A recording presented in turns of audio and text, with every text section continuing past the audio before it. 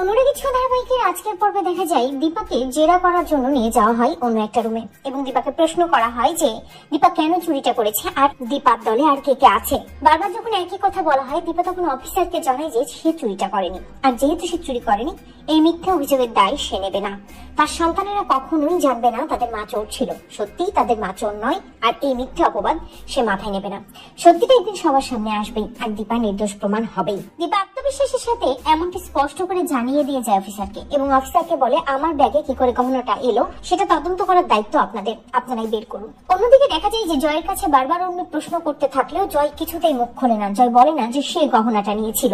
জয়ের ব্যবহার দেখে বেশ কৌতূহল হয় উর্মির। উর্মি ভাবতে থাকে যে জয় তো সবকিছুই জানতো, যে কোথায় কোন গহনা আছে, কোথায় কোন চাবি আছে সবটা, কিন্তু জয় কেন কোনো কিছু বলছে না? কেনই বা থানায় ছুটে যায়নি, অফিসারকে কিচ্ছু বলেনি? তবে কি সবকিছুর পেছনে কোনোভাবে জয় আছে? কাকাইয়েরও বেশ জয়কে দেখে সন্দেহ হয়। অপরদিকে দেখা যায় সাক্ষ্য যখন লয়ারের কাছে ছুটে যায় তখন দেখতে পাই অলরেডি লয়ারের কাছে সূর্য বসে আছে। সাক্ষ্য সূর্যকে বলে ডক্টর সেনগুপ্ত আপনি তো এসেই পড়েছেন, তাহলে আমার আর এখানে কোনো প্রয়োজন নেই। কিন্তু সূর্য সাক্ষ্যকে বলে না না মিস্টার সরকার, এখানে আপনার প্রয়োজন আছে। আপনি বিগ বং এর মালিক, আমরা দুজন মিলে যদি লয়ারকে বোঝাই তাহলে দীপার বিলটা পাওয়া সহজ হয়ে যাবে। এরপরে লয়ার আসে এবং সূর্য এবং সাক্ষ্য দুজনই লয়ারকে পুরো ঘটনা খুলে বলে। লয়ার বলে যে দীপাকে জামিনে ছাড়াতে কালকে অব্দি অপেক্ষা করতে হবে, সারা রাত দীপা জেলে থাকবে এটা কোনোভাবেই মানতে পারে না সূর্য। কিন্তু এখানে যে কিছু করার নেই সেটাও বুঝতে পারে সাক্ষ্য এবং সাক্ষ্য সূর্যকে বলে যে আমাদেরকে অপেক্ষা করতেই হবে। অপরদিকে দেখা যায় দীপা ওই ইভেন্টে জেতার জন্য নিজেকে জেলে বসেই তৈরি করতে থাকে। দীপা কনস্টেবলের কাছ থেকে একটা পেন এবং একটা কাগজ নেয়, সেখানে লিস্ট করতে থাকে যে কিভাবে কোন রেসিপি করবে আর তাতে কত পরিমাণ মশলা লাগবে। দীপা চোখে জল ফেলে এবং ভাবে যে তার ইভেন্টে জেতার উপর একটা মেয়ের দৃষ্টি ফেরার বিষয় নির্ভর করছে। তার সন্তান তো তাকে চায় না, কিন্তু অন্য কারো সন্তান হলেও সে তার কাছে তার রূপার মতো, তার মেয়ের মতো। সে একজন মা হয়ে কিছুতেই পিছিয়ে আসতে পারবে না। সে জয়ের চোখের অপারেশনের জন্য ঠিক জিতবে। নিজেকে তৈরি করতে থাকে দীপা। অপরদিকে দেখা যায় জয় যখন রাস্তা দিয়ে আসে ওই গুন্ডাগুলো আবার জয়ের কাছে টাকা চায় এবং জয়কে আচ্ছা মতো ধুলাই করতে থাকে। ঠিক তখনই সেখানে সূর্য এবং কাকাই দুজনেই হাজির হয়।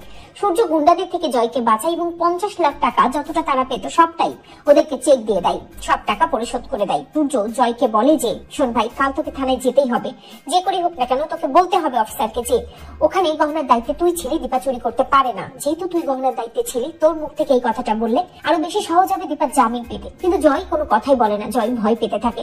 সূর্য জয়কে দেখে কিছুটা অবাক হয়, কাকাও জয়কে দেখে অবাক হয়। সূর্য জয়ের কাছে জানতে চাই আচ্ছা ভাই আমাকে বলতো কাল যখন এই ঘটনাটা ঘটলো, যখন এই গহনা চুরি বিষয়টা হলো তখন তুই কোথায় ছিলি? তুই তো গহনার দায়িত্বে ছিলি। কিন্তু জয় কিছুই বলতে পারে না।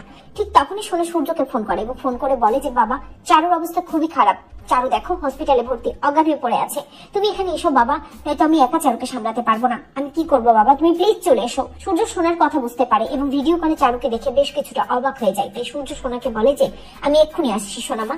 এরপরই কাকা এবং জয়কে এখানকার সমস্ত দায়িত্ব দিয়ে সূর্য বেরিয়ে যায় চারুর ওখানে যাওয়ার জন্য।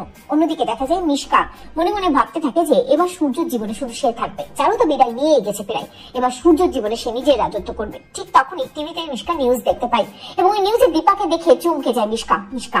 দীপাকে রেগে গিয়ে বলতে থাকে একটা চারু যেতে না যেতে আবার দীপাকে খুঁজে নিয়েছে সূর্য, এবার সব কটাকে সরিয়ে শুধু আমি রাজত্ব করবো সূর্যের জীবনে, সূর্য শুধু আমার হবে। অপরদিকে দেখা যায় কনস্টেবল এসে দীপার দরজা খুলে দেয় এবং দীপা যে জামিনের ছাড়া পেয়ে গেছে সেটা দীপাকে বলে। দীপা দরজাটা খুলে জেল থেকে যখন বের হয় তখন দীপা কল্পনা করে সূর্য তার সামনে এসে দাঁড়িয়েছে। দীপা আর সূর্য দুজন দুজনকে জড়িয়ে ধরে এবং বেশ রোমান্টিক ভাবে কল্পনা করতে থাকে। ঠিক তখনই দীপার কল্পনা ভেঙে যায় যখন সামনে সাক্ষ্য এসে দাঁড়ায়। সাক্ষ্য দীপাকে বলে মিসেস সেনগুপ্ত কি ভেবেছিলেন সূর্য এসেছে? আসলে সূর্য না এলেও সূর্য কিন্তু আপনার জামিনের সব ব্যবস্থাই করে দিয়েছে। সাক্ষ্যর কথা শুনে আরো বেশ অবাক হয়ে যায় দীপা। তো বন্ধুরা